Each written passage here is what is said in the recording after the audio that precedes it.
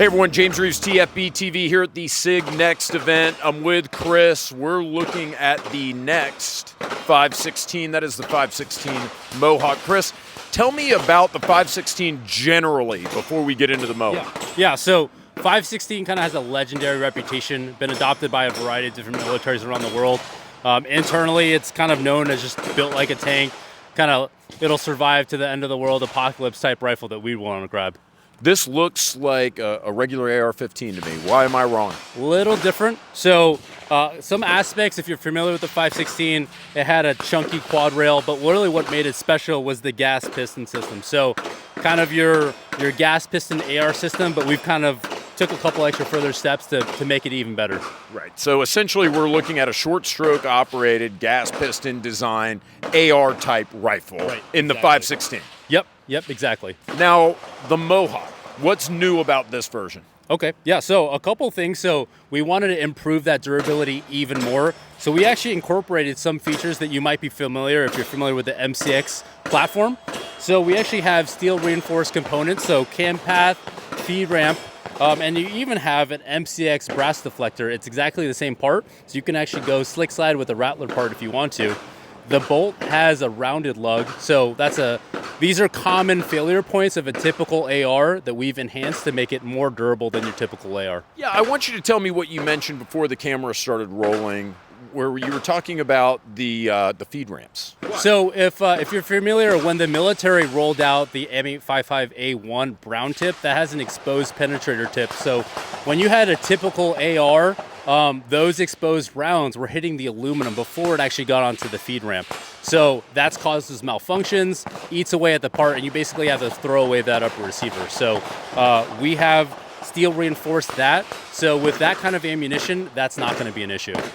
So we see some of the MCX's DNA in the 516. One of the most requested features from the Big Spear, the XM7, is that left side charging handle. So much like the Big Spear, we still retain that T charging handle. So if you're familiar with that, utilizing the T charging handle, you're not losing that. We're giving you an additional non-reciprocating charging handle.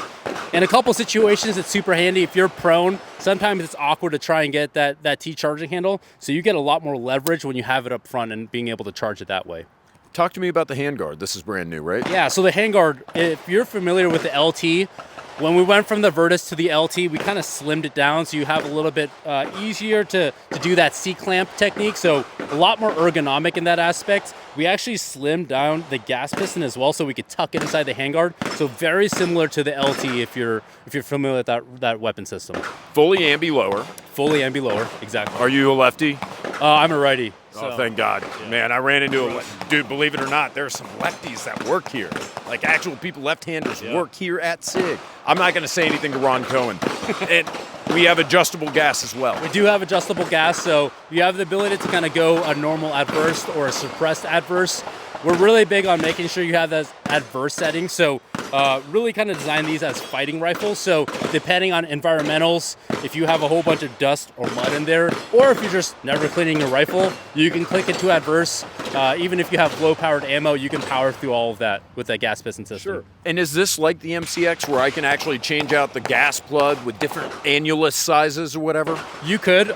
So we have like a factory one, but I know that there's some aftermarket options out there, so I'm sure the aftermarket will handle that. Tell me about the barrel.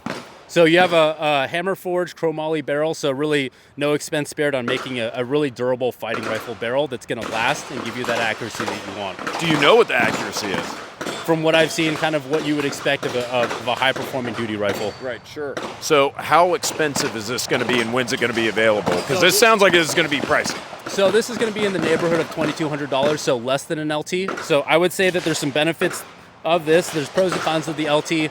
This has that great balance when you have that buffer system there, and it's also great recoiling because you're pairing the adjustable gas with the buffer system. So it has a lot of benefits. I've got a bunch of MCX LTs, but I'm still probably going to pick up one of these. Let's go ahead and put you on the spot then for real. MCX or 516? That's hard. So like folding, being able to fold the stock, change different stock, that's a great option. Yeah. Quick change barrel, caliber system, that's awesome. But I think when you shoot this, you might be converted over to this. I'm on the fence right now. I can't commit. Yeah, well, I'm really excited to try it out. Yeah, why not both? Why not both? Yeah, what a great. Yeah, look, this guy's getting a raise. Chris is getting a raise. Chris, thank you so much for speaking with us. When's it going to be available? When can I buy it? So these will be launching within the next month or two. So we'll be having a decent amount of inventory then. So we're kind of building up, trying to get as much inventory as possible. So awesome. Thank you again so much for the information, guys. Thanks for watching. Stay tuned. We're bringing you more from SIG Next.